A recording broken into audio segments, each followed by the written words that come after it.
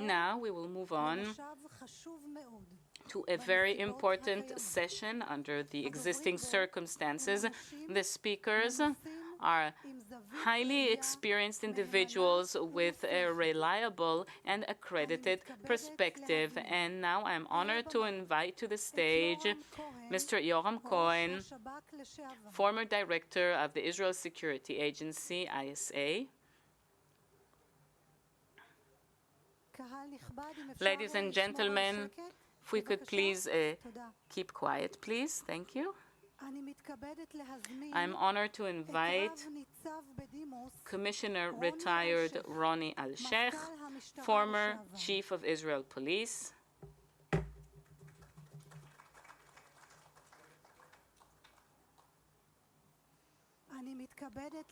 I'm honored to invite Advocate Moshe Lador, former State Attorney of Israel.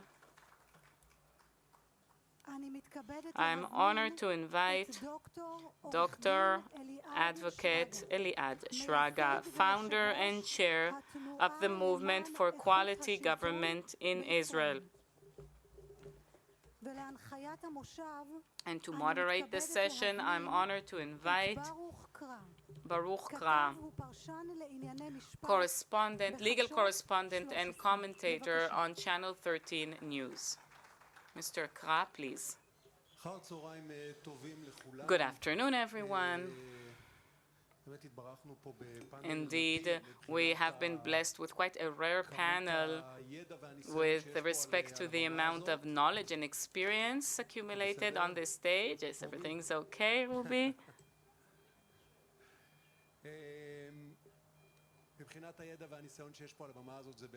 Looking at all the knowledge and experience on this stage, it's quite rare.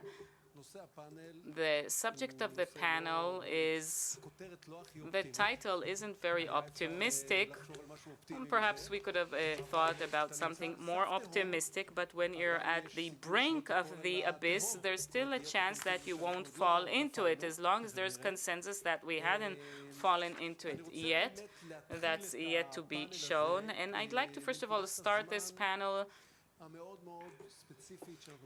at this very specific point in time. I mean, ultimately, all the people sitting on the stage here, and it's a kind of almost proper disclosure, perhaps, all the people have spoken in different fora, whether in the media outlets or in speeches. Almost everyone here, if not everyone, gave speeches in the spontaneous protests that had evolved against what? I'll call it the regime or government overall. I always weigh or consider my words. Let's call it the legal or judicial program. Okay, let's settle on that. That program, which was declared on in January by Minister of Justice Levin, and ever since it's been led by him, as well as by, and mainly by Simcha Rotman, the chair of the Constitution Committee. So the assumption is that everybody here did speak against it, but we are at a very specific sensitive point in time. The question is, where are we going? So I think that we should start this session with a strategic question, and let's start with you, former Chief Commissioner of the Police, Roni Alsheich. How do you consider this current point in time? First of all, we just heard Benny Gantz, and we hear the voices from the opposition. We hear some confused voices from the protests. So my first question to you will be about the conversations at the president's residence. Do you share the view that we've been hearing quite often in recent period, that these conversations must be stopped, that they don't stand a chance to succeed, that they lack any kind of purpose? And where, if at all, that's my second question, should this spontaneous protest that had evolved, where should it go? Because there are various features to it, and we're going to talk about that later. So, Roni, well, I won't be speaking from a political prisma, because I'm forcing myself not to look at things in that way, and the political thoughts that I perhaps believe in. So this is why it's difficult for for me when people speak, it's difficult for me to tell them stop talking.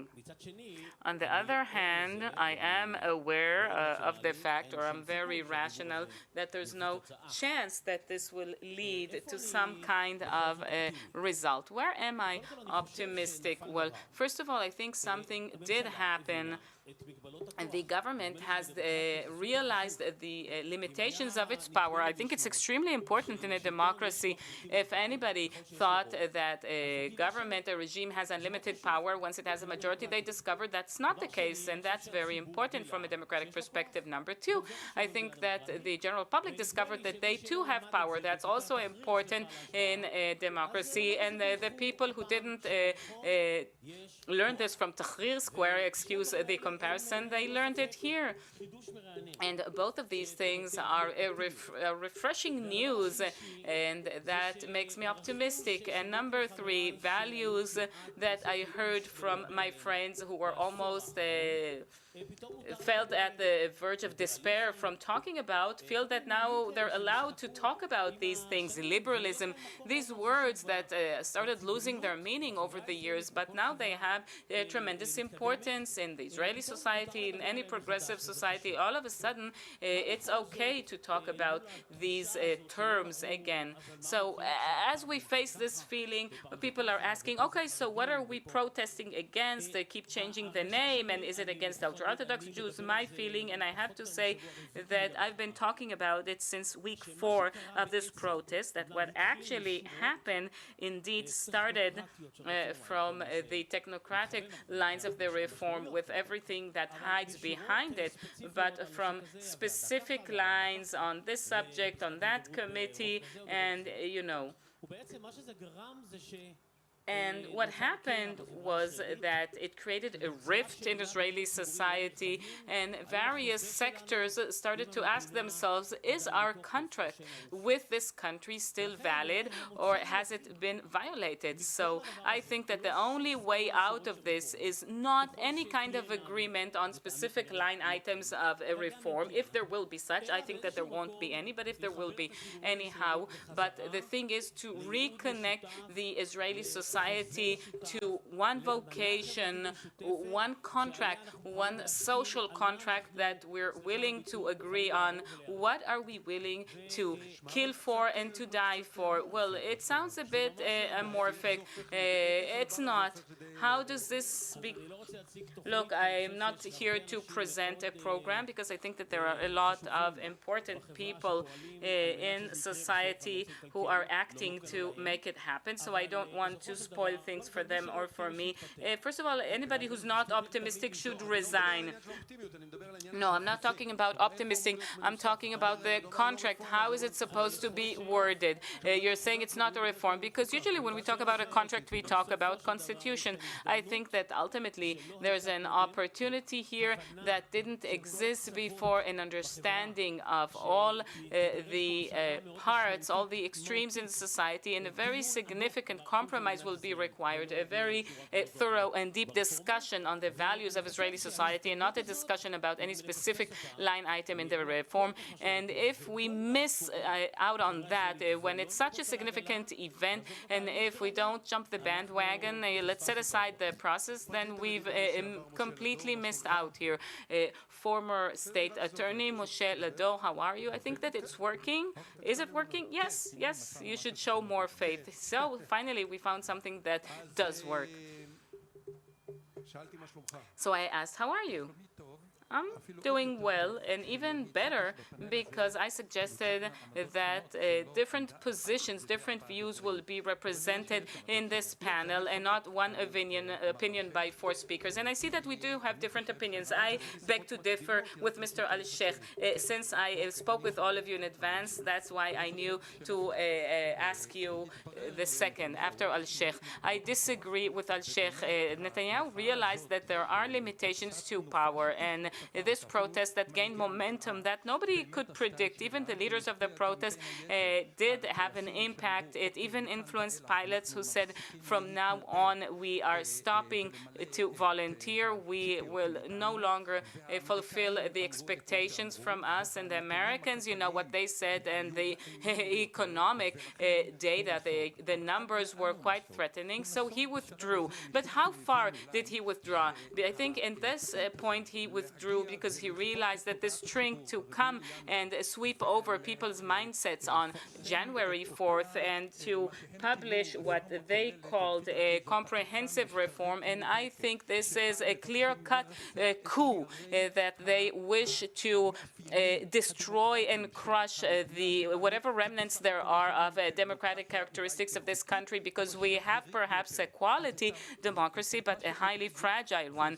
So whatever was left, these two mechanisms, first and foremost, the judiciary, of course, led by the High Court of Justice and the state and the Attorney General's office that could stop the government from doing whatever they wish to. They want to do whatever they want to, both Netanyahu and all his partners in the coalition. That's the trend. They've said that out in the open in that horror show on January 4th, and everybody got scared. And the reform, as it was presented by Levin on January 4th, had he submitted it, or were petitions be submitted against the reform back then, there was a chance that the High Court of Justice would have intervened even before people would have woken up. But that wasn't done. Nobody challenged it then because there wasn't any legislation, there weren't any bills. So then they decided, I guess, that following these coveries or expressions, they will stop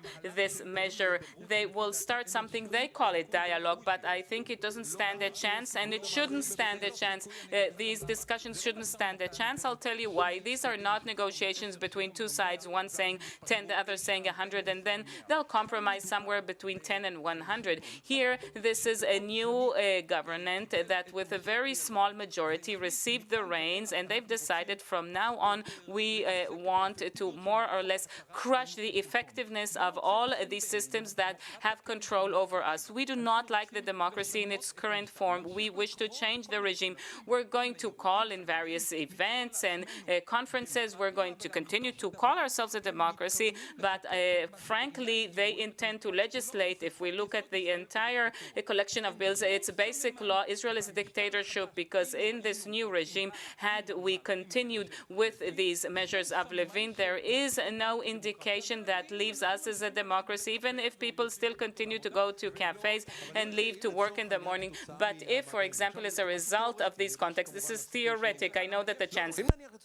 But let me just say, let's give an example to some sort of an overriding clause of, let's say 61 members of Knesset. Let's say in that same discussion, you get to some sort of underlying assumption or some sort of a different structure of choosing, again, judges where there is no majority for the coalition or the opposition, or you change the structure of the composition. Why is it so sacred, the composition, the current composition? I mean, if you can get to some sort of a compromise, let's say the government says, okay, we've managed, but it doesn't undermine democracy. On the 4th of January, they actually revealed their intention. Levin exposed that those who appointed him knew where they were heading, knew exactly what their intent was. The intent was, again, from their own calculation. Now, what were their calculations? They knew this was the way to legislate all this cluster of reforms to try and sort of decompose that criminal procedure, in contrast to the impression the public has, as if we're talking about sort of making up all these, again, lawsuits or all these portfolios against personas. We'll talk about that in just a moment. In any case,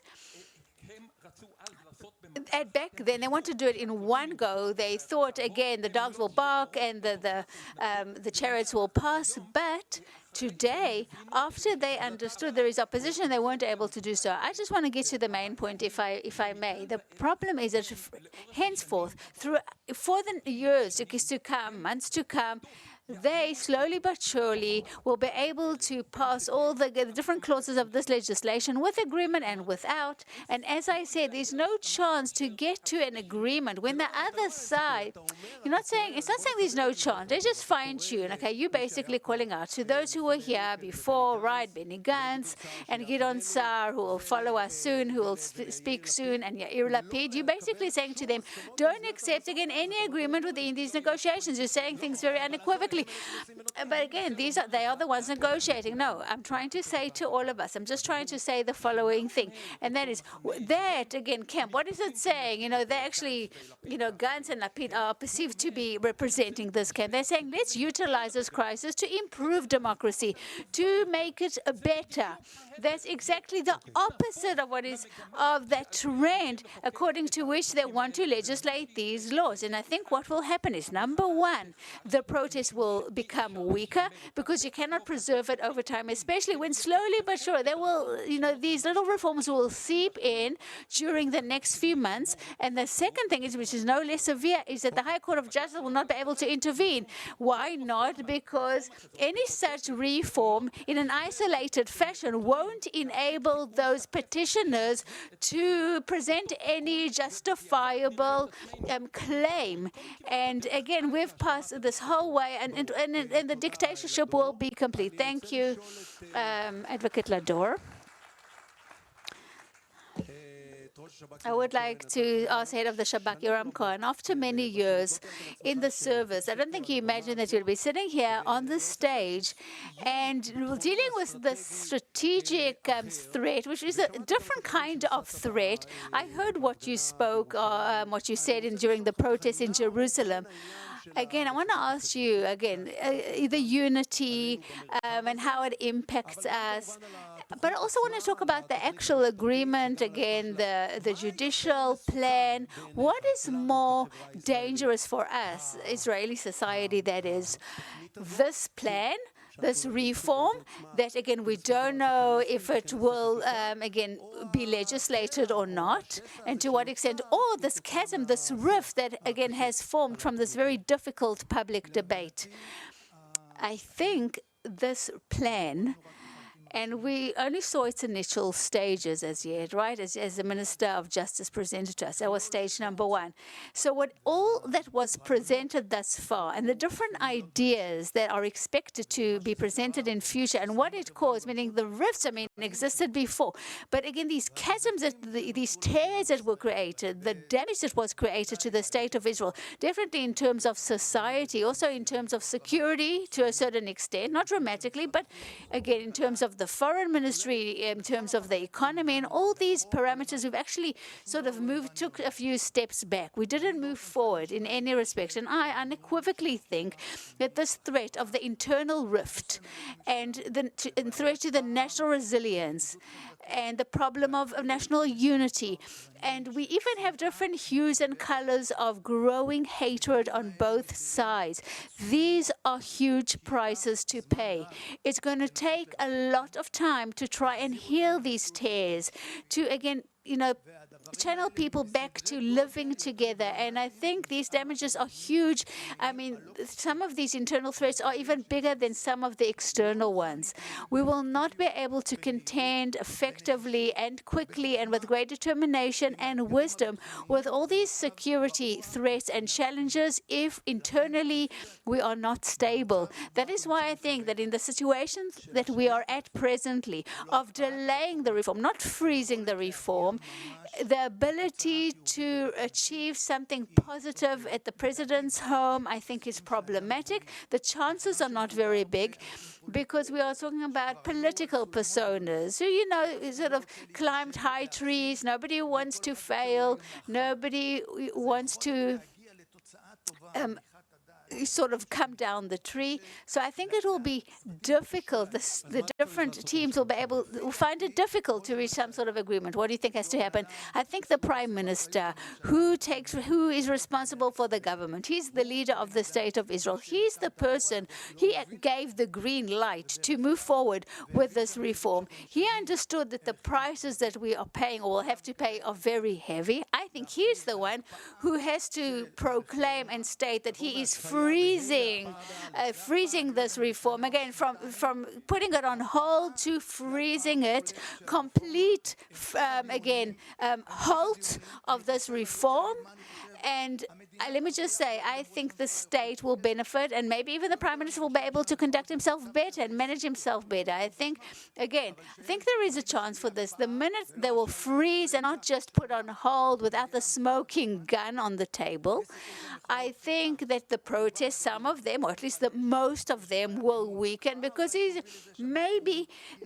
a lack of trust. I think that if he freezes the reform, the trust will grow. Maybe even our relationship with the USA will improve. Our ability to manage ourselves internally, things will improve. And even the ability to become a little closer one to the other. I think Roni attested to this, to maybe get to some sort of a national contract, a convention, to create a new declaration of independence of sorts. It's a process that will take time, but I think that will enable that. Anything that is short of a complete halt or freezing we'll find it difficult to get to the stage that we were before January. Just on a personal note, I have to ask this. It's interesting for me to understand what your feeling is, because we remember that spontaneous protest on the day that, it was proclaimed that they're letting Gallant go, and how the impact on the IDF. What did you feel on a personal level when you saw that event of, forcing Gallant to resign as Minister of Defense? I think that Prime Minister is allowed to let go, to fire a minister. He is allowed to change the priorities of a state. He got the mandate to do that because his government is legitimate. However, it seemed that the reason for firing him was not strong enough, was not dramatic, definitely not when it came to security, and it was just had to do with personal relationship. And in the crisis in which we're at the moment, the state of Israel, with this northern front, the southern front, and some other countries, any negative developments, and to take a person who has such a good record in security and is a relatively new Minister of Defense, I think it was a bit of an impulsive action try to think how our enemies saw this. Just think of our enemies. I'm not even talking about the USA or other allies. What do our enemies think when they see that Israel is collapsing internally? So again, sometimes you have the mandate, but you can still cause damage. Eliad. Okay, let's open up the next one. The feeling is that the protest that you started, we have to say this out loud, right after Yariv Levin came out with his announcement of the reform, suddenly got these new twists. Okay, issues that maybe you dealt with in the past quite a lot, that is having the ultra-Orthodox recruit into the army. But again, suddenly this got a lot of volume in terms of that law of the IDF and budgeting the ultra-Orthodox using coalition monies. And we saw this today with the new clause.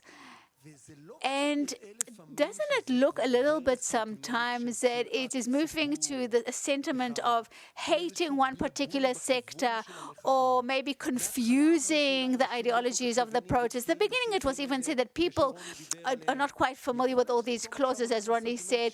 Is it maybe moving to the sentiment that it's easy to sort of connect to, you have to hate the ultra-Orthodox because they don't serve in the IDF? Maybe that's not a good direction to take when it comes to the protest. Okay, you know what? So let me just take a few steps back. You talked about where we're heading. So we are heading to the unknown. I think there's this mega strategic event that's going on here. Maybe there's a kind of a pause. Maybe it's a comic sort of a cause or tactic cause that, again, taken by the Prime Minister to try and pass the budget. He knows that if he doesn't pass the budget until the end of the month, he will not have a government. And that is why he sort of put it on hold. He hit the brakes, and this this entire overhaul, let's not call it reform, and don't use all these laundered words, I think was placed aside, put aside for the time being because it's convenient, it serves specific interests, and I think you have to look at it properly and understand the situation at hand. So there's some sort of a tactic event that's going on here that maybe doesn't hide the true motivations behind the different strategic actions. So just two short comments. Okay, number one, for 33 years we have claimed that corruption is an existential strategic threat on Israel. I mean, nothing, no security matter or anything else, again, will be able to defeat the Jewish nation. Only corruption and security. So corruption undermines everything. National security, look at the submarine affair, and at the end of the way, and we understand that also corruption can undermine the judicial system. And this same, again, threat, the same danger, just like in cancer, there are beta moments, people can be in remission. So, okay, so we're sort of on a pause, on a hold, but it's there. That overhaul is there. Don't think it's going to be, frozen or it's on hold or it's on pause or call it what you will. It's here and it's present. And it's present for another reason, because you have to understand the truth that everybody, you actually maybe find it hard to even call the truth by its name, and you're trying to find all these laundered words. Okay, so let's not whitewash these terms. At the end of the day, you have to look in the mirror, you have to look at the ugly reflection, and you have to look the truth, full blast, and you have to maybe try to sort of outline some of the logical dispute between conservatives or liberals. I mean, that's BS, because if you just look behind that cloak of the conservatives, you will discover that there is a group, and that's why it's taking me back to what was said. All these, again, criminals or those that, again, have been accused of crimes, that all starts with their personal motivation, this reform or overhaul. There's Netanyahu, he's trying to run away from his 3 indictments, and those 2 investigation committees. There's Derry, who's trying to run away from the fact that he was found to be guilty already in the past, and there are other people, the whole sector, who want to run away from serving in the IDF, and they want more money. And on the other hand, we have Ben Gvir, and you have Smotrich, and you have Reichman, that they have their own personal motivation. They don't want us to live in a state where there are these human rights. Now, I'm saying this because you have to understand the motivation behind these actions, because if you don't understand, then you might come to think that it can be frozen, it can be put to hold. No, the minute it's personal, it won't stop. So this reform, even if there's some sort of, a pause, on hold period, it's still here. It's here and it's present, and it will come back, whether, as Moshe said, it could come back to like the salami, with little bits at a time, or with this huge explosion in June. Why am I saying this? Because this mega problematic event that is supposed to crumble the force of law and turn the state of Israel from a liberal democracy to a fascist dictatorship, and that will be the situation at the end of the day. That is an existential strategic threat on our lives.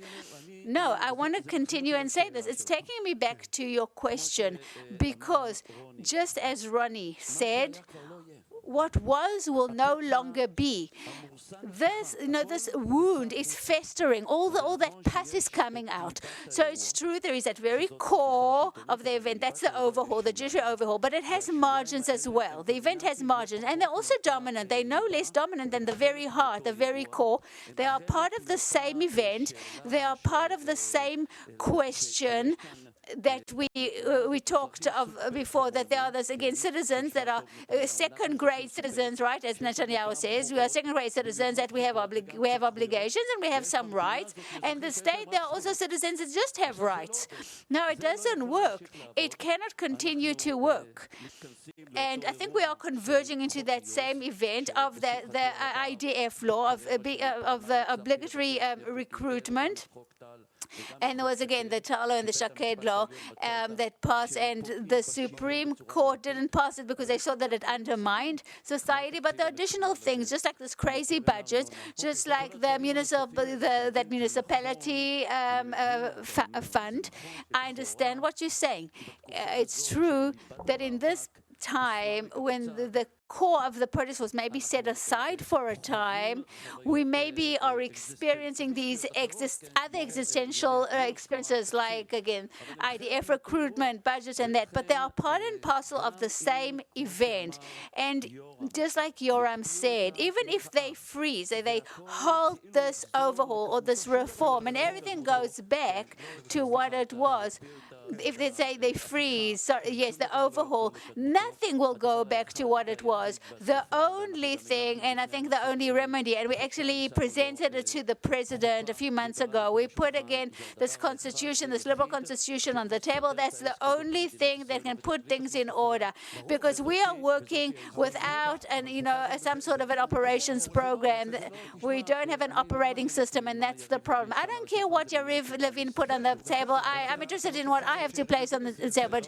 But you want Yariv Levin to take interest, right? The liberal camp has placed nothing on the table for 50 years. The time has come. Constitution. Yes, thank you. So let me just move forward. Because we really don't have much time. And again, Advocate Lador, I want to ask you, if, to continue what Shraga said, and you started saying, and I actually cut you short before, let's say this formative event, right, the situation that we found ourselves in at the moment, is the trial against the Prime Minister. It's all about that. And that's a strategy that's there.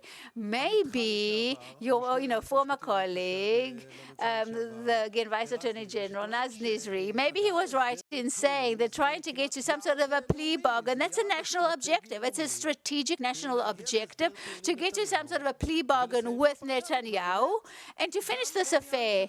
And even Roni Alsheich said something similar in a TV interview, that I guess Israeli society cannot deal with, again, a trial against the Prime Minister, who's currently the Prime Minister, and he's a very popular Prime Minister. I think we are dealing with people that don't have good intentions. I don't think any of the people who are leading what is called the reforms, I don't think they have positive intentions at all, as far as I'm concerned. Maybe it reflects their ideologies, like Smotrich and the ultra-Orthodox, who want to cancel the High Court ruling that they hate, and it might even serve Netanyahu, and we understand that it can serve him. I don't think they have any good intentions, not in the past, and definitely not when they stand behind this judiciary overhaul that they wish to promote. Now, let's say I knew that these were the intentions. I have to be pretty suspicious about everything they do. So before, we talked about negotiations and talking and dialogue and the hopes. And I'm envious of you that you're so optimistic about these negotiations and such discussions. I don't think it has any chance, especially I don't think we'll be in a good place after such negotiations, because I don't think that's their objective. Netanyahu and Yariv Levin and the ultra-Orthodox will say, leave it as is. We don't want any change. I don't think you do think we'll actually improve democracy, and that we might actually legislate some sort of a basic law outline. I think Netanyahu has already negotiated about some plea bargain or other. Again, in terms of principle, I will say it in a popular fashion. I don't think that, no portfolio was born that you cannot reach a plea bargain about. No such thing. Maybe in the plea bargain is a full confession. Maybe nothing remains. For example, various accusations that, become null and void or whatever it is. And, whatever. We had such precedents in the past. If, again, the plea bargain says, that's true, but this is not the topic at hand. Okay, let's move on. let's say the plea bargain. If in the plea bargain, Netanyahu will confess in what he's been accused of, okay, portfolio 1,000, 2,000, 4,000, and if it's wrecked, they amend the formulation or whatever it is. Now, he's received bargains in many respects. So let's say also in those different clauses, maybe we can give him some sort of a bargain. We can alleviate something, change. Okay, maybe the bribery. It's not, doing away with that bribery clause. Okay, I think in any indictment, I mean, the actual story is the most severe ones, and you can actually imagine again the event as it's a story about bribery, but then you can actually call it something else. You can change the formulation. I mean, somebody can steal, and then you can call it something else and change the formulation. But if he confesses and admits various, again, crimes that are maybe a lighter, again, he's not even, I don't think people might not even understand, because, again, those offenses are very severe offenses by the Prime Minister, because Prime Minister, when he was in position, deals with billions, impacting the economy, influencing the media, utilizing the power that he had to promote his interests. Those were the offenses precisely. If he admits to these offenses, confesses, and if, again, he'll get the real clause of shame, and if he doesn't come out, a sucker, and the next morning he will stand before the public and he will somehow dismiss the plea bargain, I mean, that's okay. I don't think he will be able to go back to any public position. No, it's not okay. It's not okay. It's the same thing we had with dairy. And, I mean, we should have been there in the Supreme Court again 4 months ago. Okay, just one final sentence, Mr. Lador, please. In any case, I'm not dismissing it, again, at the outset, but it's important for me to say why in this entire affair, in this entire event that we are dealing with, I think the public is being misled, and dramatically so, because the story that we are being told, as if ostensibly the government got that mandate, okay, in the ballots to do this reform, that is a lie from beginning to end. I don't think the public knew anything about this. They weren't aware of it. Even the members of Knesset weren't really partners to this. Even the ministers didn't know about this. I mean, quite intentionally, Netanyahu concealed this plan from the public. Do you know why? For two reasons. Number one, because there are quite a few right-wing people who would probably not agree to such a judiciary reform. And they might be right-wing in their ideology, but they're not for dictatorship. So he couldn't have let them in on the secret. So he didn't let in the public on what his intentions were. The second reason, what? Did he know who will win the elections? I mean, this judiciary overhaul that will give the government complete power is only good if he is elected. Imagine Lapid were chosen. Would such an overhaul be good for him? I mean, so this is an illusion which is based, I mean, the fact that if you are able to bring 100,000 people to a protest, but think all those people who have voiced themselves are, again, right-wing people who support the government, but nobody actually chose these reforms. Nobody actually voted for this overhaul. Okay, you know what? Why don't we ask somebody, I mean, according to his testimony, he also gave testimony in the Netanyahu cases, and you actually expressed yourself, and you said that you believe that maybe there's some sort of a recognition on your part that maybe the public is not mature enough, again, for a trial, for a trial in which, again, the Prime Minister is sitting there as an accused person. Sorry, I'm just correcting the formulation, but let's get to the point at hand. A number of months ago, I spoke about this, and I talked about the fragility of Israeli democracy. And I spoke about it with great pain, by the way. This crisis, I identified already years ago. It didn't only develop now. I mean, right now it's become very significant, absolutely, in light of this judiciary overhaul. But again, taking all the rifts and to, again, place them one on top of the other. And, if you, think, and if you have a certain opinion about something, I already know what you think about other things. I mean, we're sort of two nations here. It didn't happen yesterday. It wasn't only because of what Yariv Levin and his plan. It's been going on for years. It's very, very painful. And I actually identified the fragility of our democracy way before Yariv Levin placed that plan on the table. We can't even monitor it anymore. We can't channel it anymore. Now, I said, because the state is more important, we need a plea bargain. Now, as to the plea bargain, again, maybe the Attorney General, again, has to kind of create that balance. But it was very clear to me that you cannot take, take justice all the way till the end and say the state will pay the price. I think we're much more fragile than we thought. So it's sort of succumbing. It's defeat. What do you mean? I mean, our entire life we have to compromise, right? We have to compromise between values.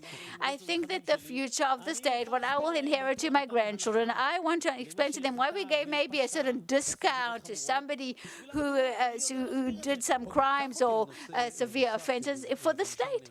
Okay, you know what? So let's carry on, and then I'll move over to Yoram.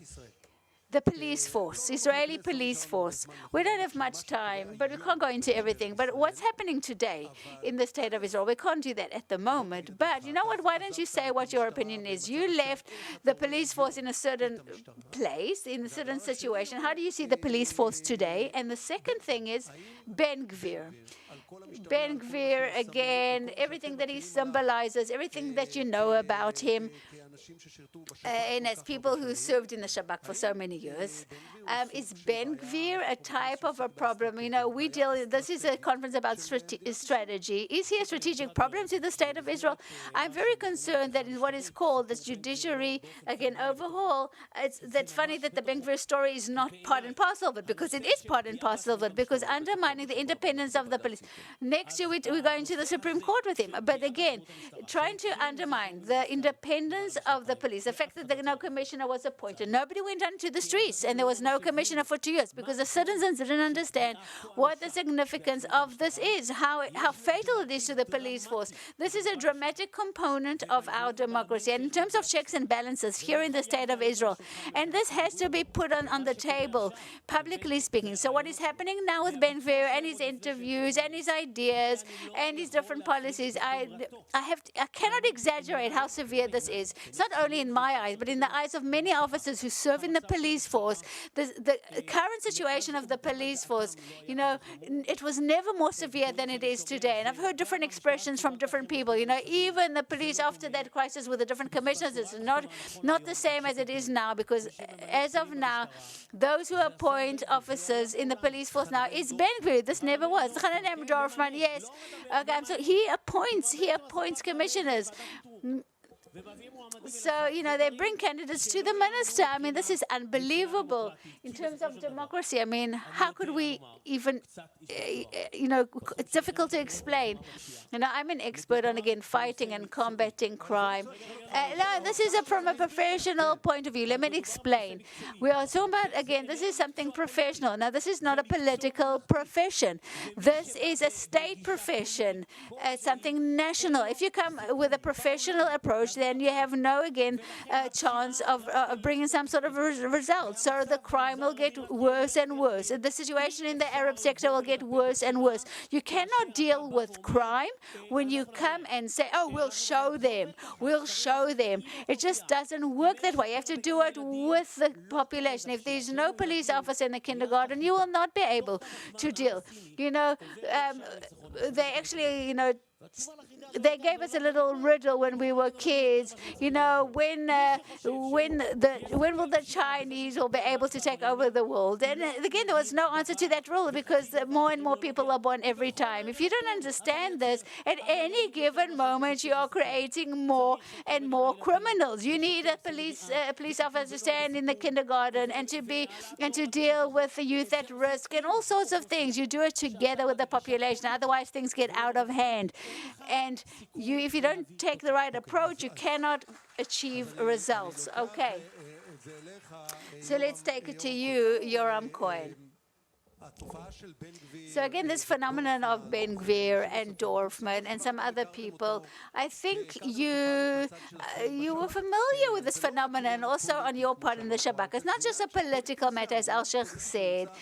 It's, again, something which is at the very margins of the right wing, where I think they trespassed the law. Ben Gvir himself there were 53 indictments against him, and he was a member in a terrorist organization, as it was defined as such. He was found guilty as well. Do you identify some sort of damage to the law enforcement? Maybe the Shabak as well became a dominant component with everything that regards to, again, crime in the Arab sector and strategic damage to the state of Israel. The fact that, again, a minister Minister of Police, Ben Gvir, serves in the government. Look, the ISA, the Shabak in the past, and neither does it today, decide who can run as a candidate, as a Knesset member, not even a minister, doesn't even check a background or vet. That will happen in a month. Once he was allowed to, and I guess the Prime Minister needed to establish a coalition, so he made that compromise. I do think it was a mistake, and many mistakes were made by this government, to give this individual the Homeland Security portfolio, or as he's called today, National Security Minister. He's so much involved in national security that there's a campaign in Gaza and he's not invited to the meetings. And it's not because they think that he'll talk nonsense, but they are afraid that he's going to leak the discussions to his base, just as he records the commissioner and then leaks it to the media. He can maybe be another minister, but not this minister, because of the sensitivity of this place, of Temple Mount, of minorities, because of his lack of understanding what he's dealing with. I'm not talking about his past. He's behaving in a very immature way, without much dignity for state institutions, and his discretion in these areas he works with, he simply isn't ready to be a minister, and this is why damage was caused. It's not going to cause a war with Iran, but a problem with our neighbors, the Palestinians, and that's why I think it was a mistake. And I would like to address something you did mention, a short comment to give Ben Gvir and Smotrich to be responsible for the most sensitive areas in the tension between the Jewish population in Israel and the Palestinians in Israel or in Judea and Samaria. It's like taking the leader of La Familia and asking him to be a soccer referee in a soccer game between Beitar Yerushalayim and Bnei Sechnin. Tomorrow there's the Israel Final Cup game. Look, on this, I'd like to take this opportunity to think about that circle you asked about earlier, about the ultra-Orthodox and about the subject of crime in the Arab sector. I think that once the pus is out, once the wounds are out, then they need to be addressed, and you need to shift a lot of things that were hidden for so many years. And now it's a good time to address this, because we're talking about identities and rights and duties and things that certain groups, certain sectors, even if they feel that they have scars and aches and some bad experiences, whether it's from the court or the government, sometimes you also need to be attentive to other people's pains or to the pains of sectors. But after having said that, I think in any possible situation in the world, you cannot compare between people who are risking their lives day in, day out, and fill up cemeteries, soldiers, police officers, people who do it, people from the security establishment who do it for years, and in certain years There's even the war isn't a necessary, a mandatory war or an all-out war, not in a short campaign, but an existential war. And entire groups that are Israeli citizens, they do not take any part, nor active nor passive, for years, and the government doesn't change that. And I think that one of the things that we need to address, we need to make sure and insist, and when I say insist, I'm talking about the IDF and the security establishment, and then all the other agencies, democratic, legal, and other, the religious and the secular, the religious Jews who are part of the government, they must insist that those parts that so far excluded themselves on their own initiative with political pressure or some kind of other pressure, have excluded themselves from shouldering the security burden of the State of Israel to, it could be even civilian participation, and it won't be equal to those who actually risk their lives and are killed. And they can volunteer at the MDA, the Israeli Red Cross, or in geriatric hospitals, but to do this service, this will bring them closer to integration. This will bring the state closer to them, and it will enable for a better connection with the Arab sector and the ultra-Orthodox. Maybe we will need some pressure, and maybe that pressure will be painful, but that's the only way we can continue to exist as a nation, because we will feel bad that we give our blood and money and they give less, and maybe they feel that they're giving more from a values perspective. Even though all attempts so far have failed, there weren't any genuine attempts, including the outlines determined by the High Court of Justice, and the numbers have always been quite small. And I'm not just talking about being drafted to the IDF, I'm talking about other systems, civilian systems, that constitute contribution to society. And I would also equate it with respect to funding. I don't want to get into it, the comparison they make between a yeshiva student and a soldier serving in the army. It's ridiculous. You never give enough attention to the redheads. You feel we're a persecuted minority. Just let me make two comments. One comment. Go ahead. Two. I wanted three. Turn the two comments into one. Look, it has to be clear that on the ideological level, about a plea bargain, we shouldn't give Netanyahu a plea bargain. He needs to be tried. The justice systems need to act to show that it's not that everybody tried to frame him. A person who accused the commissioner, the rule of law, and the state attorney, he says that he was framed. He needs to prove that he was framed. And even if they will go for a plea bargain, and whatever needs to be written there, it should be written. All the crimes he committed, and the fact that he apologized to the law enforcement system, because the damage he caused to the law enforcement system has to be expressed once in the mere fact that he apologized, and also because that he does bear turpitude, and he should. And the third element is that he will disappear from public life in Israel. That should be made very clear, and no plea bargain can be reached without that. It is necessary here. And I'll finish with that. Okay, thank you very much. You did finish with one comment. Eliad Shraga, Moshe Lador, Roni, Alsheich, and Yoram Cohen, thank you very much to all four of you.